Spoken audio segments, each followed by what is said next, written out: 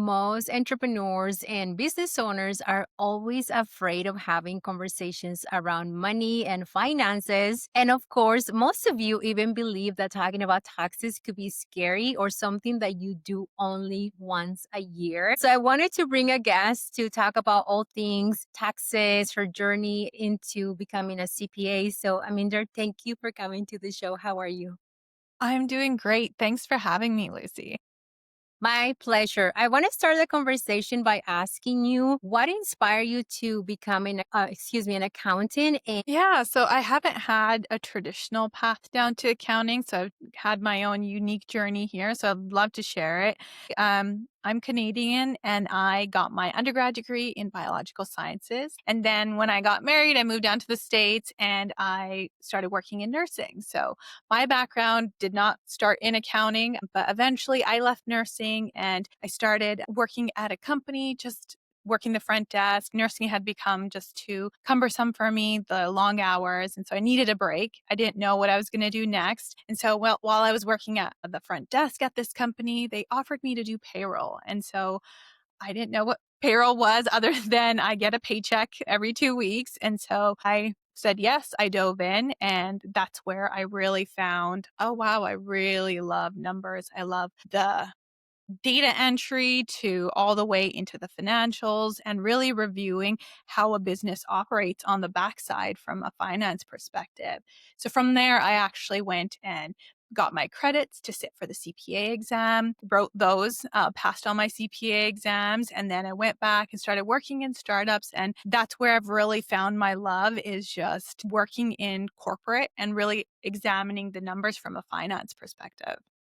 I love that because most of the people that I bring here to the show have a very non traditional background. And Mhm. they're always the one that say, I tried these, but now I really enjoy doing this, which I love this about you. Now, before I hit record on the podcast, I was talking to you about how so many entrepreneurs and business owners feel so hesitant to have that conversation with an accountant, even a bookkeeper about numbers. Mhm. In your Yeah. opinion, why do you think it's so important for small business owner to really dive into their personal finance and business finances to build generational wealth? Yeah, I think most people are afraid of looking at numbers because it's one of these things that just most folks don't understand. But I think it's so important to understand not only your personal finances, but business finances so you can start making decisions based off of this data. All the numbers are is information, but until you start understanding what the story is behind what the numbers are telling you, you're not going to be able to use that. So I think it's so paramount for most individuals to look at not only their personal data and their personal finances, but then also on the business side, dig in and look at where is my business at and where do I want to go? And that's kind of that gap that you can bridge after you start understanding your numbers. I love that. Now, I want to ask you about the myths about accounting because there are so many people out there that celebrate their revenue numbers versus profit numbers. But I don't want to get ahead, and you are the expert here. So, what are some of those myths that people need to know when it comes to accounting? Yeah, I think there's a number of them. I think on my business, I focus a lot on bookkeeping. So a lot of folks I understand want to do their own bookkeeping. We all start our businesses, we start small. And so one of the big things is I can do my own bookkeeping or I don't need to hire someone yet. And this works out fine when you're small, but eventually you hit a point where maybe you don't have the time to invest into building out, checking in with your numbers and making sure you're doing them correctly. You don't have those insights each month into is this data correct? So I think a lot of folks may start off thinking they can do bookkeeping, but eventually I think it's important to lean into like a professional. And even if it's just getting a second set of eyes of, hey, is this correct? Have I been categorizing this correctly? Am I optimizing for my tax deductions? I think it's super important that they start asking those questions. And another one is really only need to see my accountant once a year. So a lot of folks are thinking, at tax time is the perfect time. I can check in, we can review our numbers, and that should be the only time I really need to talk to someone. But what that leads to is you making decisions once a year versus being able to check in with your business on a regular basis and understanding where does your business stand and using that information to make decisions that are going to drive growth, that are going to make you sustainable. If you make decisions based off of data that is incorrect, you may be waiting a whole year before you pivot, and that could be wasted money, could be wasted time. So that's another big one. For me, I also offer CFO level advisory services. So a lot of folks think that CFO level support is really only for big companies. And of course, when you hear CFO, it's one of those terms you hear when you think of a big company, but that level of support really any type of business could use. And so being able to dig in and look at what are my numbers saying? What's that story? Looking at patterns of the revenue side. Is my revenue increasing month over month? Looking at your net profit and looking at what's driving net profit. How's cash flow patterns going? Those are the type of insights that a CFO level can help with that someone who may be doing bookkeeping on their own may not have that insight and may not even be able to know they can use that information to drive the decision. So I think there's a bunch of different myths, but I think it's important to be aware of them so that you can start tackling them. I love that. I want to share my personal experience with having someone that can look at my numbers other than myself because I am a visionary and I'm very excited every time I want to do something. So Mhm. I could think about like, oh my God, I want to make $100,000 this year. And I focus on things that distract me versus the things that can make me money. And so having an extra set of eyes and someone who can, I don't know, message me or email me and say like, hey, remember this is your revenue goal. Where are you on Yes. these? And have you implemented X, Y, or Z? Like for me, personally, that has been worth the full investment on having someone look at my numbers because then I am accountable too. And sometimes people see me and they're like, well, you talk about money all the time. You probably have everything perfect. And the reality is like, I am also a human being and I also make mistakes. So having a CFO, especially for me as a small business owner, has been a game changer.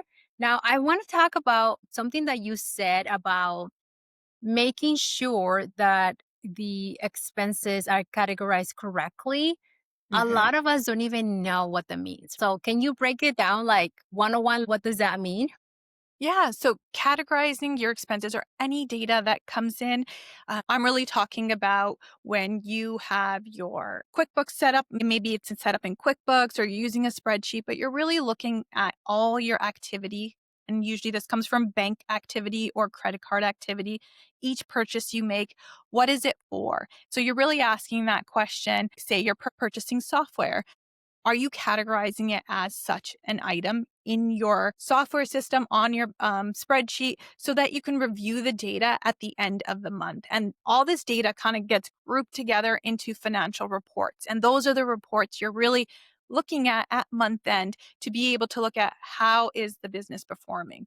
And so categorizing an expense, really, if you look at that flow, you may have purchased a software subscription for Canva. That will probably come through your credit card account or your bank account, depending on how you purchased it.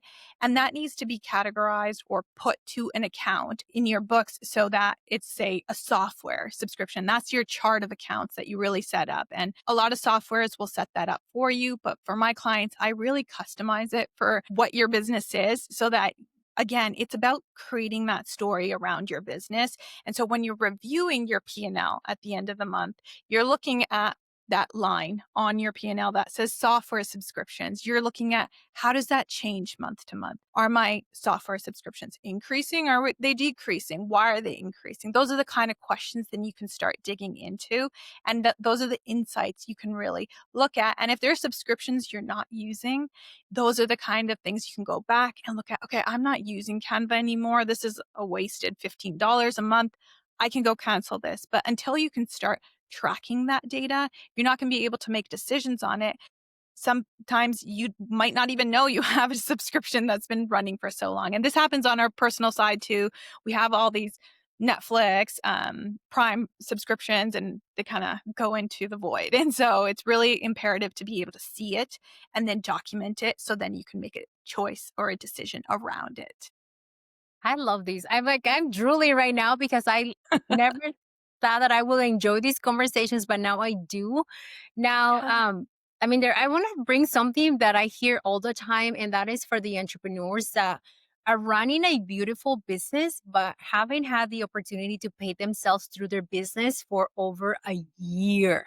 Mhm. Have you had any of those clients that are, it looks like they're killing it on social media, but then behind doors are like, oh my God, I haven't really been paying myself for over a year? And how do you handle that conversation with them specifically? Yeah, I think this is really common. When we start off our business, we want to invest all our time, our energy, our money that's coming in back into the business to be able to grow it. But I think it's so important to understand that a portion of why we're doing our business is to be able to pay ourselves, to build a life of our own. And so the conversation I have with my clients is what is the take home you want to have? And let's make a plan to be able to do that. You don't want to just run a business to run a business. The end goal should be how do you set up retirement accounts for yourself? How are you setting up different health insurance accounts for yourself? How are you paying yourself? And so, really start to ask those questions to be able to dig into how are we going to set up the flow of your cash so that it's not all going in and out of your business, but a portion of that is for you. And so, again, it's all about creating that cash flow forecasting and planning and being able to set aside a certain amount each month and being able to have that conversation with the clients. A lot of times they don't even know that they can pay themselves. They think, well, I'm barely covering my expenses. And so then that's where you start looking into, like we talked previously, what expenses are there and what can we change about that to be able to change what your net profit is, what your cash flow is, be able to pay you. So you start having different conversations around the flow of funds in your business, and that changes how you run your business. And so I think it's so important to have that conversation with every client, and every business owner should be looking at that. I love these. I also think that a lot of people sometimes tend to invest in websites and logo and branding, things that cost over $10,000. They lack the support from people like you, where you can sit down with a client and say, hey, let's talk about how much money you want to make and how much you want to pay yourself, and let's set up your business so eventually you're able to keep more of what you earn and then reduce your taxable income. But accounting and money can be such a daunting topic for a lot of entrepreneurs. And I don't know if this happened to you, but I know it happened to me, where entrepreneurship brought a lot of wounds that I didn't know I had, and I have to heal them before I could actually serve people.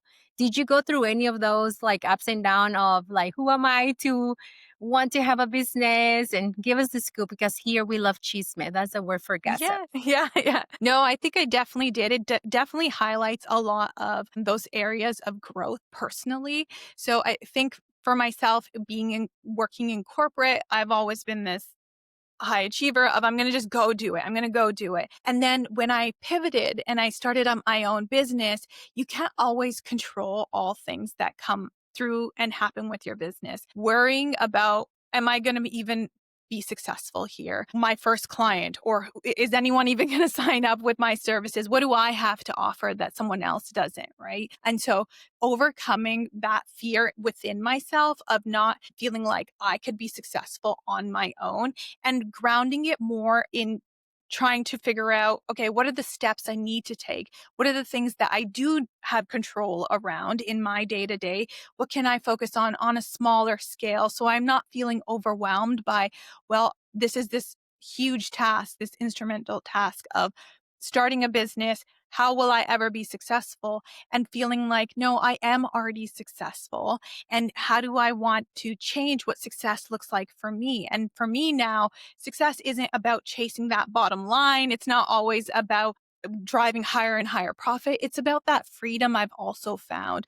I've when I was working in startups in corporate, I was working really long hours. I didn't even realize it until I left that I have the freedom to choose what my day looks like. I can actually have breakfast not at my desk. I can go outside for a walk at lunch. I can spend a day off and I don't have to tell anyone. And other than my clients, as long as they're aware, there's no sort of double checking on that front. I am an accountable person. And just that pivot away from that, it kind of highlighted those areas of like, okay, this is personal growth that also needs to happen so I can support myself so that I can be healthy and be able to support my clients. So I think there's definitely been a journey on that front. I'm still learning and growing as I go. Yes. And I feel like as entrepreneurs, we don't have to ask for PTO because we can grant ourselves that permission. And I love how you're saying you don't even have to eat at our desk because it's so crazy how many people working in a 9 to 5 have normalized eating at their desk and continue to be productive. And for us is totally the opposite. We give ourselves permission to go on a walk, cancel a meeting if we need to. I don't know if you have children, but like for me, close the office at 3 p.m. and just go pick up my kids from school. And so this is so beautiful. Now, I want to bring it back a little bit to what you said at the beginning of the podcast, which was you being Canadian, moving to the States now. How old were you when that happened? And can you talk a little bit about the difference between maybe the money side of how is money managed over there versus how is money managed over here? And what part of your upbringings have you been able to also continue to implement that is helping your clients thrive and, of course, allow them to have successful businesses? Yeah. So I was in my early 20s when I came down. I got married and I moved down. And my upbringing is I'm a child of immigrant parents. They moved from India to Canada. And so I grew up in Calgary's location. Most people know like Vancouver, Toronto, but Calgary's right in the middle. It's part of the prairies. But they instilled really strong work ethic in me. So I've been working from a very young age. I think 16, I started working odd jobs while I was in school. I worked throughout college. And so that really taught me how to manage money. I wouldn't be working uh, long durations, but say I might take the summer off and just work. And so, really, you have to get really good with managing your money. I have X number of dollars, they have to last me throughout the year. And so, bringing that mindset when I came over was being able to be financially responsible around money. So, how much I spend, what am I spending on, looking at what's coming in and what's going out, removing the stigma of, well, I don't know, my bank account, I just deposit my paycheck in my bank account. I don't know. Whatever it does, it does. And being more intentional around money and being able to invest it and grow it outside of just my business, even on a personal front, taking more intentional steps on that front. Even starting my business was with that intent of, okay, I want to start my business, but what does that look like from a financial perspective? How much money do I need to start? How much do I need to cover my personal expenses while I launch my business? And so it kind of allowed me to be more familiar with money. And the more familiar I've become with money, I feel like the decisions around it are not difficult. And so that's the same approach I take with my clients is the more we I can help them understand what their money's doing, how the money's coming in, where it's going out, we can start making decisions around how do you want to use this money? Do you want to use it to grow your business X amount? Do you want to be able to pay your self a certain amount? Are you trying to build personal wealth, right? There's all these decisions then come around it, but a lot of that is taking this educational approach and being a partner to them through this journey. I have a bookkeeping, a CFO advisory service firm, but really what I'm trying to do is help educate my clients so that the numbers aren't daunting. And so they can feel they can approach me, they can approach their numbers with confidence. And I love that. And I wanted you to share that you are the daughter of immigrants because people listen to the podcast because we bring a variety of guests. And Mhm. for us, it's also important that we highlight your journey, not just as a small business owner or professional, but also like the meat and potatoes of who you are and what you do. Thank you for sharing that. Yeah. Now, I want to ask you about your journey into entrepreneurship. Who is part of your team? Are you a solo team right now? Give us a scoop on like what happens. Yeah. Do you work from home? Do you take clients just like regionally or do you take clients from all over the US? Like this is your time to ask for the sale. Yeah, yeah. So my firm, I focus on Washington state business owners. I'm a licensed CPA in Washington. And so I focus on bookkeeping and CFO advisory services. And I partner with other accounting firms that offer tax. I, as a CPA, have obviously the depth to be able to have clients drive decisions around that, but I don't do tax filing. I just focus on my zone of genius. And so That's great. yeah. So I love doing that with my clients. I'm here in Washington. I work virtually. So I work from home and I'm by myself right now. I'd love to build out a team eventually, but right now I love being hands-on with my clients so they know when their books are being worked on, when we're meeting monthly, that I'm going to be the person that they're going to connect with, that they're going to communicate with. And so for now I'm a solo firm, but I'd love to be able to grow on in Washington side. So I'm in Redmond right now. And so I love supporting local businesses. I love showing up to local events and networking and just seeing faces. And that's kind of hard because I'm working from home. So I have to kind of be diligent, get out and see faces. But I love doing it. And this summer's been like beautiful and great. So it's just been a great opportunity to get out and meet people. I love that so much. Now, if you had a magic wand, what are three things that you wish every single small owner would do in order to make your job as a bookkeeper and fractional CFO easier? Yes. So I think the number one thing I see is mixing personal and business expenses. And I know when you're starting off, you're using the same credit card, the bank account, but it's super important that you separate the two so that you can start getting a clear picture of what's business and what's not. And it reduces audit risk too. When you're intermingling so much, it takes your bookkeeper so much longer to pull everything apart. The categorization takes time and it can kind of limit your tax deductions too if you're not accurately bringing in everything that you personally purchase. So that's really important. Just separate the personal from business as one and then start implementing a software system as soon as you can. I know there's many options out there. QuickBooks is one of the big ones. That's the one I use and love. Using that, getting all your data set up, your integration set up so that you can save time. You're not spending long hours trying to import data manually. And if you need someone to help you do that, you can just get that help initially, even if you don't want someone to do your bookkeeping regularly.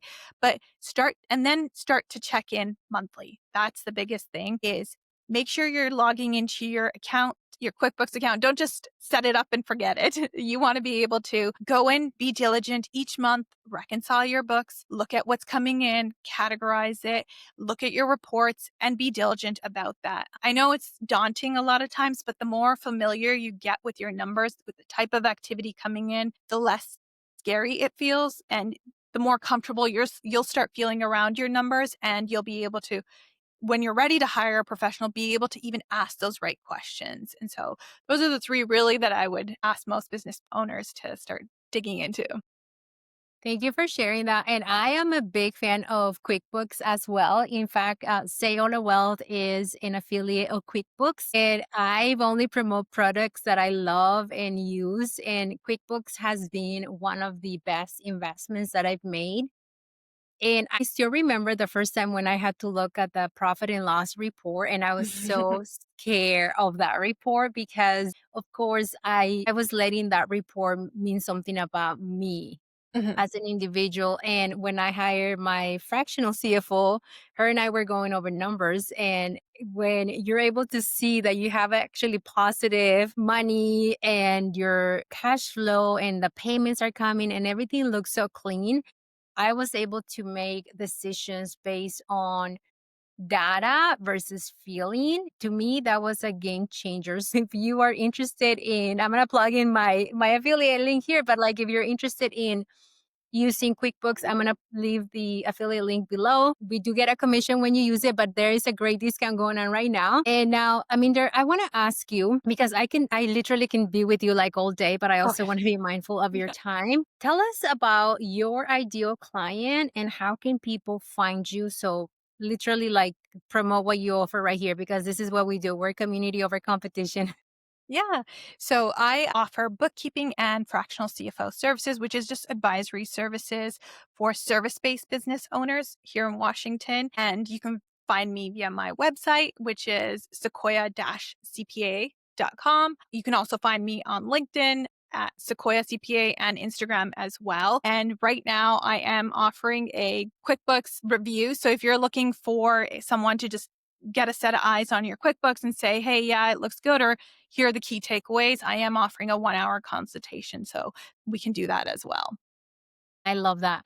And invest in women business, invest in getting your systems that are going to help you have a successful business, because I've seen it too. I see so many people that invest in the wrong thing, ended up going into debt for a website or a photo shoot. They don't build the systems, and then 2 years later, nobody can find them. So don't let that be you. Yeah.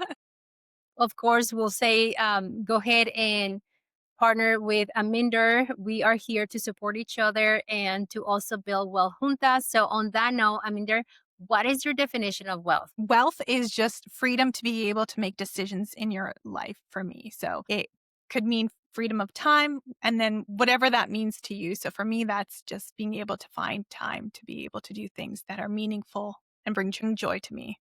I love it. Well, thank you so much for coming to the show, and let's go ahead and build wealth juntas.